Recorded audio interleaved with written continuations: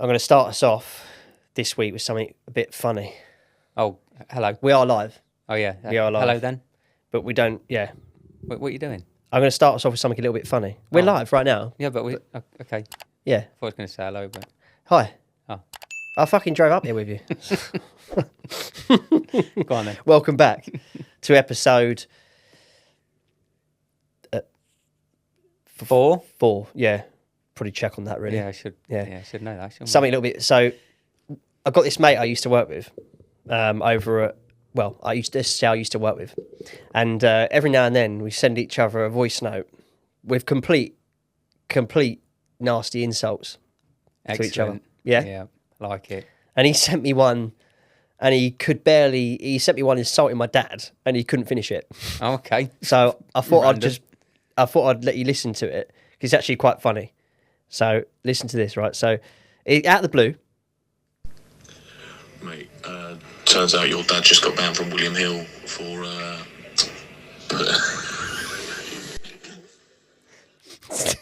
He couldn't finish it. All right. So That was it. He broke down halfway through the joke and just couldn't recover. And we never found out what it was. No, we did, but I won't play it. All right. Yeah, no, I won't play it. So, anyway, well, we're back again. Welcome back, everyone, to episode what we think is 4. Just so pissed off, I'm so pissed off. We're here to talk about King George Day, and which was a few hours ago. Yeah, it's a few hours ago. To give you an idea about when this is when it happened versus when this video goes out. So behind Chris and I on the screen is the winner of today's King George, and Matt, I don't really know where to start. Do you want to take us through it? Because so I feel like I'm holding back a bit. Yeah, for all of you that watched it, obviously Goliath won it at 25-1. Outsider, French horse. Yeah, we actually looked at the form after, didn't we? And thought, okay, that wasn't expected, and that's form didn't say so, did it? And we had a big blowout from August Rodin. So, we can go through the race, touch on what Mr. O'Brien said about August Rodin. Well, more about what he said about Ascot on the track, which he wasn't happy about, was he? No, he wasn't. And rightly so, because I'm telling you now that you watch that race back as many times as you want, and you can see him kicking shit up all over the place. Yes. He was nowhere near good to firm. No. That's what he said. Yeah, so he's saying it's good to soft. The description was good to firm. It's a bit annoying because for punters as well, mate. So you take the faith on what you're looking at form, stuff like that. I had a fancy for... Well, I didn't have a fancy... I liked Blue Stocking, who finished second, but it put me off the draw because she was drawing 9 of 9, but also... because of the ground a little bit, I thought she was liked a little bit more cut in the ground, more sort of good. So good to firm, sort of tempered it a little bit. But she finished well for second, probably because the ground was good soft, maybe. But yeah, so Ascot's not gone down very well with Mr. O'Brien, certainly on the ground. But let's talk about the race then. So let's talk about it from start to finish, because it was... We spoke about this earlier today, and I thought there was a fair bit of pace on. You didn't think so much, but then you watched it again and thought maybe there was a bit more than what you thought. Yeah. It wasn't a tearaway gallop, was it? But it was. No. But it unfolded in the way that we thought it would, because Hans Andersen went to the front, Luxembourg joined him, Blue Stocking, drawn wide, as you say, and then the pace setters went off in front. I say the pace setter, Luxembourg was up there with Hans Andersen. Yeah. And then Augustus Rodin was tucked away on the inside. And I've obviously got to say something about Middle-earth. I sat in this very room and said, oh, well, this has got a great chance. Yeah.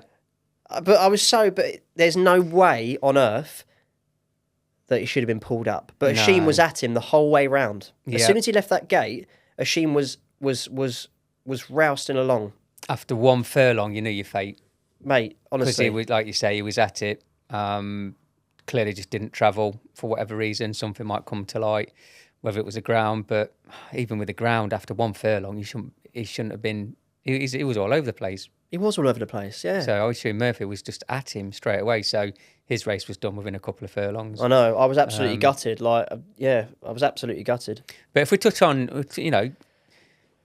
the winners won on credit in that we said just before this that O'Brien's did what O'Brien's done. Luxembourg and Anderson, they've come around the bend.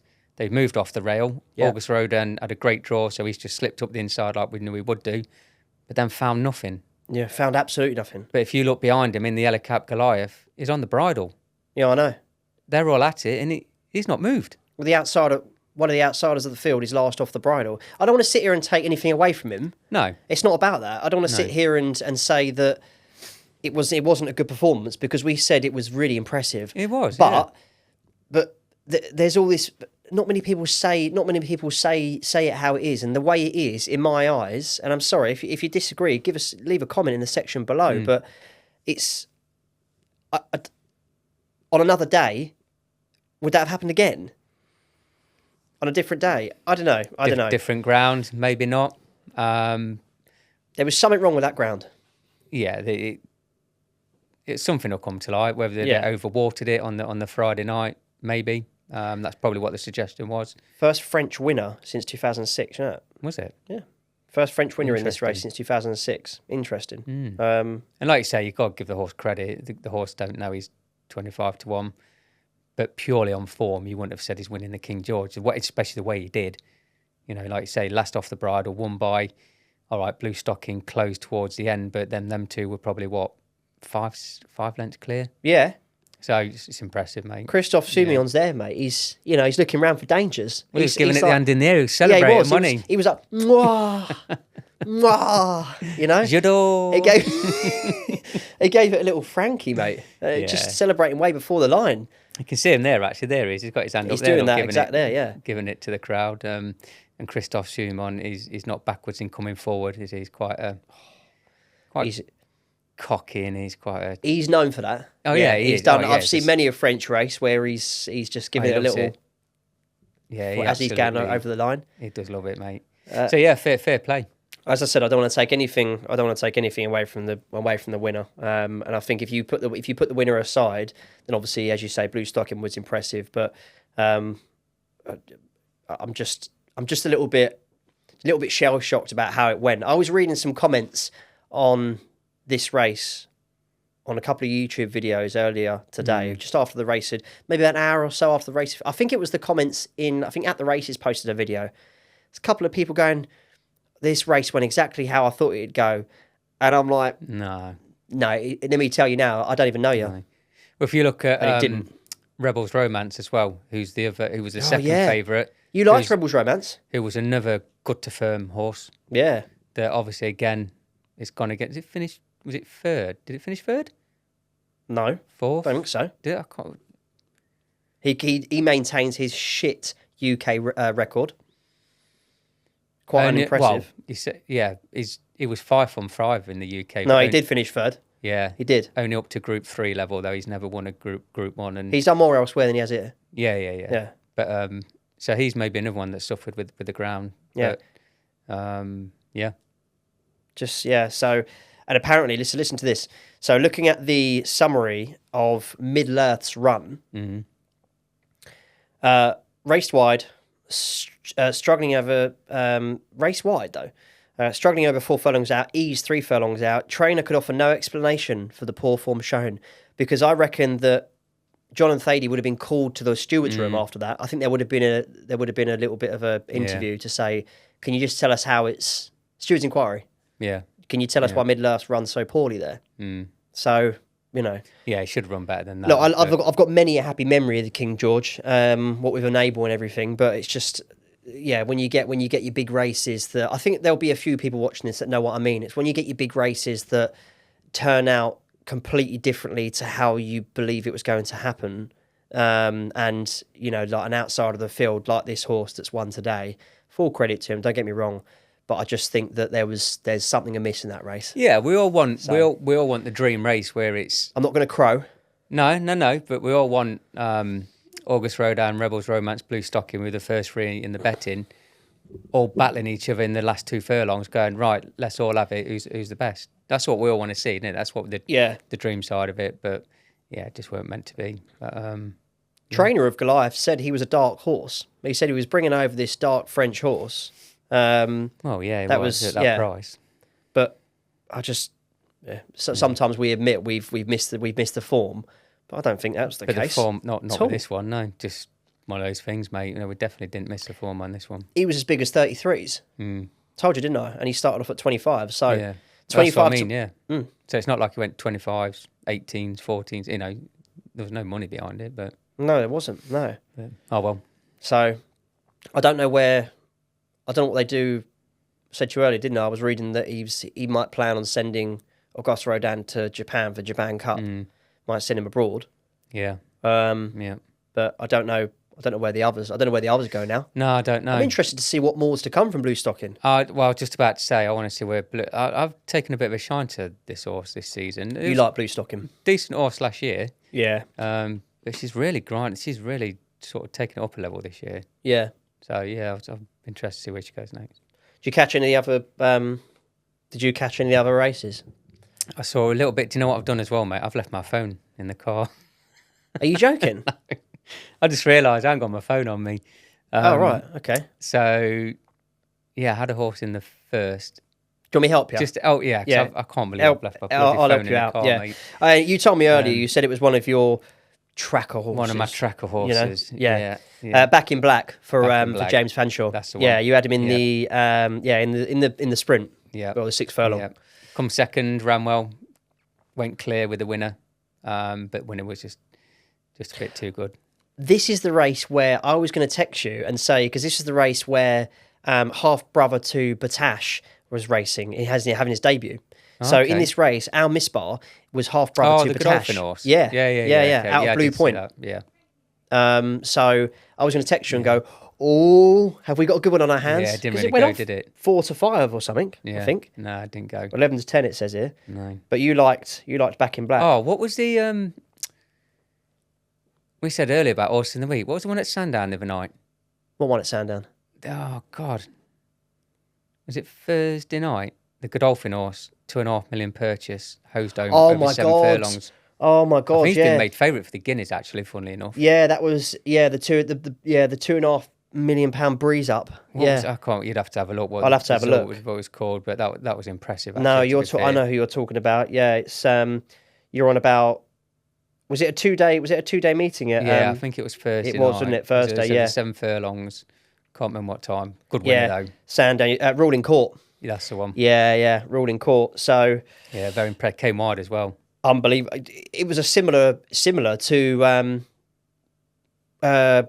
Bedtime Story. Come round. The field. Not quite as aggressively. No, but it did have to come wide and then took off. Yeah, it was impressive. It's a big field as well. That was. I think that was a big field. It came wide and it was impressive. You say made favourite for the Guineas next year? I think it was. Yeah. I mean, it's a long way away. Yeah, it's only we're halfway through the summer. There's a lot to go before. Wait to see what takes shape. Shape there. Oh no, absolutely, mate. Absolutely. Oh God, yeah. See where he goes next. Yeah. But yeah, so that was Ascot. It's a good race day. It was a good day of races. I've said to you before. I'm gutted when I'm at work. I just can't see it. Yeah. Got to slip into the toilet to watch a race. No exchange there. It's been about the same for the last 8 years, hasn't it? It has, and all. Yeah, you're right. So what we got? So there was Goodwood's closing in. Actually, starts Tuesday. Starts Tuesday. Mm-hmm. So yeah, that's on the way. Looking forward to that. Said last time. Be good. What does it open up with? We open up with on the Tuesday. Open up the Stayers race. Yeah, you got the likes of Kyprios. Trushan probably won't go because of the ground, and then you got the is it Gregory and the likes. It's pretty much similar, same field as what ran at Ascot. Yeah. Although I said to you in the car, didn't I? Apparently they're due some soft ground. Yeah, I ain't seen it, mate. If that's the case, that throws everything. Then Trushan would run if it, but I thought we were due a heat wave next week. No. So that's rubbish. Oh, it's good to soft. Apparently forecasted, partly cloudy. So apologies, but I saw that it was soft at one point. But Has Kyprios, I don't think, he's run at Goodwood before. Well, no, I don't know. I'm not sure he's run at Goodwood before, mate, to be honest. I may be wrong. Could be wrong. You might be wrong there, mate. Yeah, and I'm going to tell you if you're wrong right now. Yeah, you are wrong. Yeah. He won. Did he win that race last year? 2022. Oh, okay. 2022. Yeah. So you got Kyprios lining up in the in the Cup. Coltrane will be there. Sweet William will be there. Yeah, run through that list because there was something I fancied each way. So Kyprios is obviously the favourite there. Coltrane will be there. Sweet William will be there. I'm telling you now, there's more to come from Sweet William. Yeah, keep going, Dan. Keep going. Gregory's Continuous is in there. That's the one. Yeah. Aidan O'Brien's Continuous. I know he's going to be second choice to Kyprios, but he's there on good bare form himself, mate. He's every right. He deserves his place, doesn't he? Yeah. Absolutely. Yeah, he deserves his place. So yeah, that's gonna be a decent race. Just love this. I think we said last time, love the stayers. So I'm looking forward to that. Yeah, now, a good one. Last time we were here, I said that I mentioned my eye catcher. I don't know if you remember, but I mentioned a certain Yorkshire. Yeah. And I said to you, that if you get decent enough ground, which looking at that, we're not guaranteed, but on Wednesday, in one of the 7 furlong handicaps, Yorkshire has been entered. Okay. He's been entered, mate, in one of the big fields. Price or no price? Well, let's check on the price, actually. I think that I should be able to get a price now. He's in the HKJC World Pool Handicap. No, the prices aren't there just yet, but he is in there. So, yeah. And, okay, so here we go. When I switch over to the Wednesday, it says they are expecting showers. Okay. Good to soft, maybe going. The other horse you mentioned, I think it was in the first episode, ran today, didn't it? Aflaila? Yeah, Alflair did. And did he win? He did, yeah. And I think Jim knew he was going to win about a furlong and a half out. Messy race, mate. Really, they literally walked the first sort of half mile. It was a bit of a messy race, wasn't it? I made sure I caught that race because I thought, right, I want to see if my predictions are true, and Alflair really does want that mile 4, and the horse does. It won this race last year, didn't it? Yeah, it did. Yeah, it's doubled up. Yeah, it's retained the crown. So furlong and a half out, looked beat, but then Jim started to get going, and you could see that he was always going to get there. Yeah, he was in the sandwich. King's Gambit second. Yeah, he finished second in the end. Yeah, I think so. Yeah. Good horse, Kings, and Passenger. Nowhere was it? I'm a bit disappointed. With Pace, Passenger. mate. Honestly, they if you watch it back, they walked that first half a mile, mate. It was Because you remember Passenger from last year or year before when we said about the Derby. Yeah, it won at Chester because it beat Chester. It won at Chester and beat. Is it Issar? Who then won at, is it Issar? Isra or something? Isra? Yeah, I think I know who you're talking about. Who then won at Royal Ascot. Yeah. Comfortably. Yeah. So the form was there. Yeah. But it was that pace, mate. It was dead. Yeah. It weren't a true race. It weren't a true run race. So ended up in a bit of a sprint. Yeah. But then, But it won. You had a horse to talk about on the Wednesday. Yeah, well, going back to what you said about your two from the first episode, and I said about a horse, because we obviously spoke about Royal Ascot, Andrew Balding's horse in the sprints, Tropical Storm races. What do we know about this horse? It's a mate, I haven't won yet.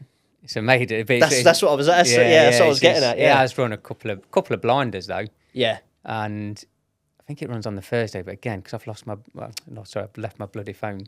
You'd have to check out what race it is for me. But when I looked last night, it's 4-1, 5-1. Runs on the Wednesday, you say, didn't it? Is it the Wednesday? It might have been the Thursday. Runs on the Wednesday, Thursday. What will he? What will he be in? 6 furlong sprint, I think it is. Oh right, okay, yeah.